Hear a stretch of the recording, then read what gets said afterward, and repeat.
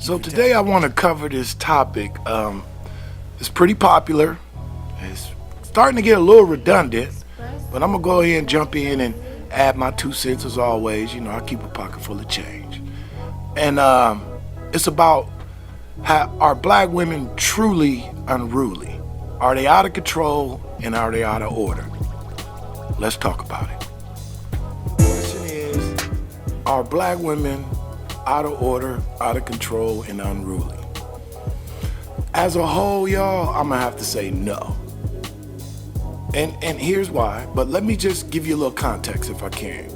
First of all, me and my wife been together for 22 years. Well, it'll be 22 years coming up next month in April, you know. Don't congratulate me. Just thank, God that I'm still alive. She ain't killed my ass, right? So I got a little experience in dealing with a woman consistently on a regular basis. Now, you know that I'm always gonna say that as a man, you should lead from the front, which means you should lead by example. Okay, so the first thing you wanna do when you're dealing with a woman, because women function from an emotional base, men function from a logical base, is not to become emotional.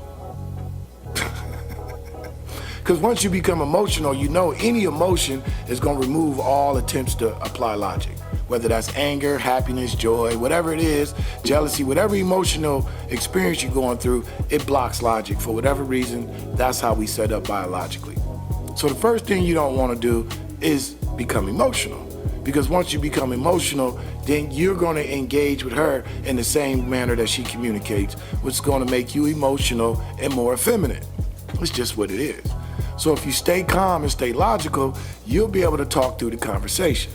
Now, another thing that I think we missing is, let's be honest, that we do have broken women in our community. They've been broken. They've been beat down. They've been stressed out. They've been neglected. They've been abused. They've been through a lot. So they're broken. But guess what we not recognizing and acknowledging? So are the men.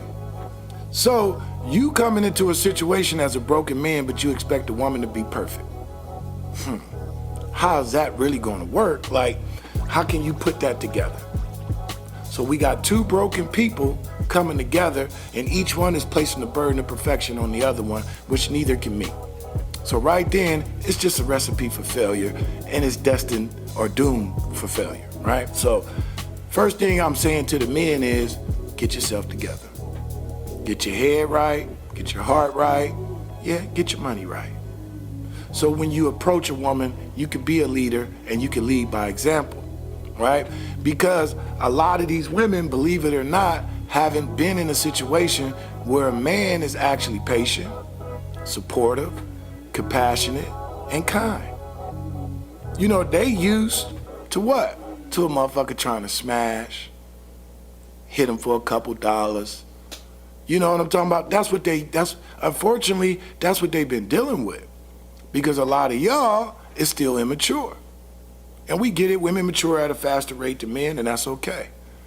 You understand? That's why back in the old days, the younger women married older men who were established, had their careers, their home, and everything ready to support and provide for a family. Y'all not even ready to support and provide for yourself. Okay? Now I get it. When you out here fucked up and you trying to get out your mama house and all that, one of the easiest and fastest way to get out your mama house is find a babe with kids, because she gonna have a crib, and you shack up. But you don't have any intent of marrying that lady, building that lady up, or supporting that lady.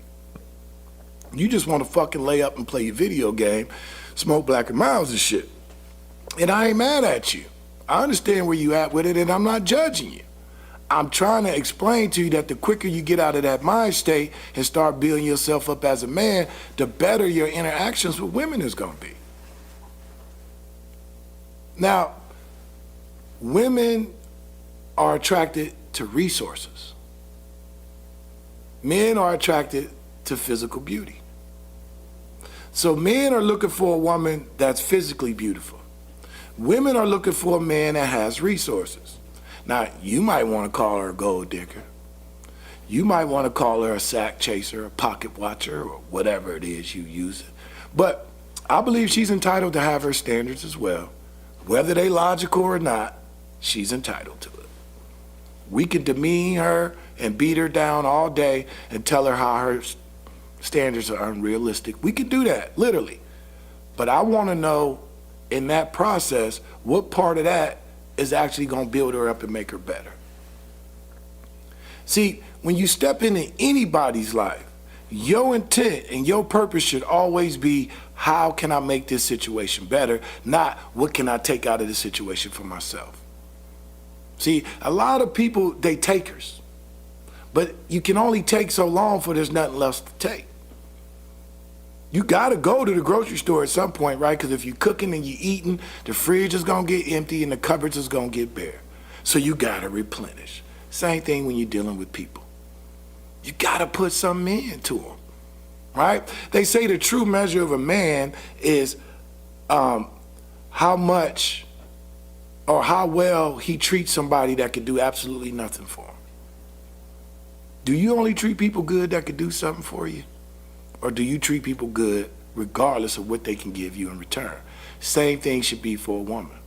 See, if you wasn't so quick to try to fuck her, it wouldn't matter if she unruly or not, would it? If you wasn't so quick to try to move in her shit and take over, it wouldn't matter what personality defects or defaults she might have.